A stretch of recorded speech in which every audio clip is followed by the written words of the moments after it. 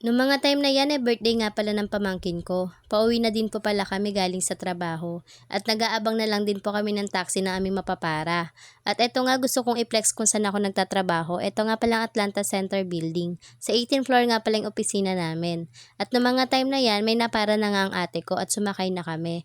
Kung makikita nyo po si kuyang taxi driver ay may katandaan na. Nakaka-proud yung mga ganitong tao, yung kahit hirap na sa pamumuhay, sa pamamasada ay patas pa rin po silang lumalaban. Eto nga pala yung harap ng Atlanta Center Building sa may San Juan. Siguro bago ka makarating sa Mandaluyong, less than 30 minutes bago ka makarating sa pupuntahan mo. At noong mga time na yan, dediretso na nga kami sa bahay ng ate ko, kung saan gaganapin yung party ng pamangkin ko. Fast forward, nakarating na nga pala kami kila ate at nagsisimula na nga palang kumain ng mga bisita. At noong mga time na yan, tinatawag na din niya kami para pumunta sa harapan. At eto nga, nakita ko ng Kuya Tantan nyo. Happy birthday Kuya Tantan! Eto nga, at nakita niyo na naman ang ate Kendra nyo na napakakulit. Kasalukuyan na palang kumakain ng mga bisita at habang binibidyo ko nga sila ay takam na takam ako. Pinapakain na nga ako ni nanay pero sabi ko antayin ko si Brian. At ito nga't sumasayaw pang ate ko, nakikipagkulitan kay Cassie. Ito nga palang ate Mucha nyo, napaka-shy type.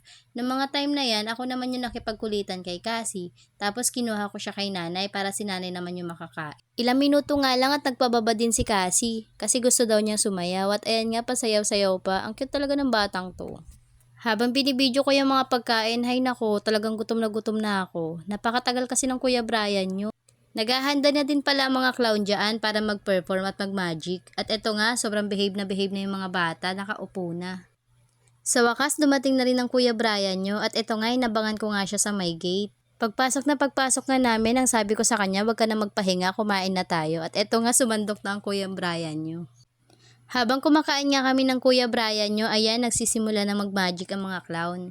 At tuwang-tuwa nga yung mga bata. Again, snatch out, happy birthday! Rainbow! Okay, palakpakan naman tayo dyan. Thank you so much. Palakpakan naman tayo dyan! Palakpakan naman dyan! Hello ba tayo speaker na? Hello ba tayo? Ganda pa naman yung magic show natin. Sino gusto ng ibon? Taas kamay. Ako! Sino gusto ng kalapate? Ako! Ng elepante? Nakalaki mo, pa lang. Virtually. Bigla pa nga nalobat yung speaker dyan, kaya bigla sila napahinto.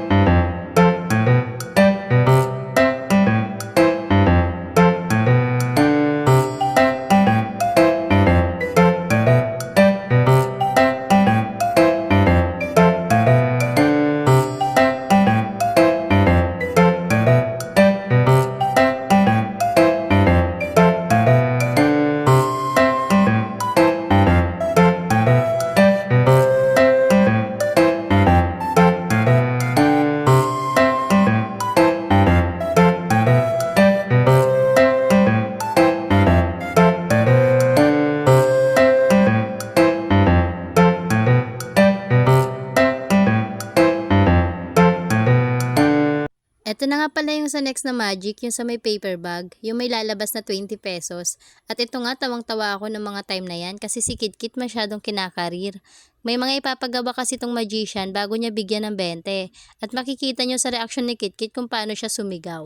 Noong mga time na yan, pinapasigaw din ng mga magician yung mga bata ng pera, pera, pera. At kung sino yung mas malakas na pumalakpak at sumigaw, yun yung bibigyan nila ng 20. Kaya makikita nyo kay Kuya Kitkit kung gano'n niya kinakarir yung pagsigaw para sa baby.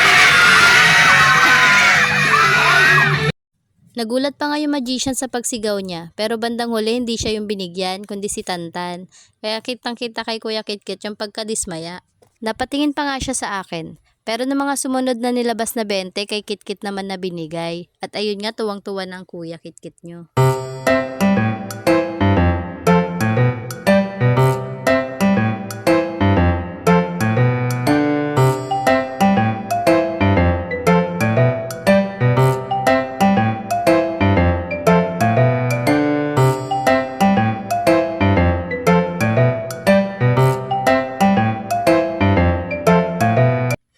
nagkakantahan nga sila ng happy birthday sa labas, eto kami't nagsusubuan ng Kuya Brian nyo ng salad.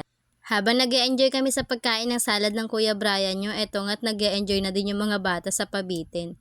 At kitang-kita nyo naman kay Kuya Kitkit na masyadong kinakarir. Hinihila pa nga yung pabitin. Hindi nga makakuha-kuha si Kitkit dyan kaya ayaw bitawan at ayun nga nakikipag-agawan siya dun sa may clown. After ng pabitin, pinapila na yung mga bata para mabigyan ng giveaway. Si Tantan nga yung nagbibigay ng giveaway. Kitang-kita sa mga bata na sobrang nasiyahan sila sa birthday party ng Kuya Tantan.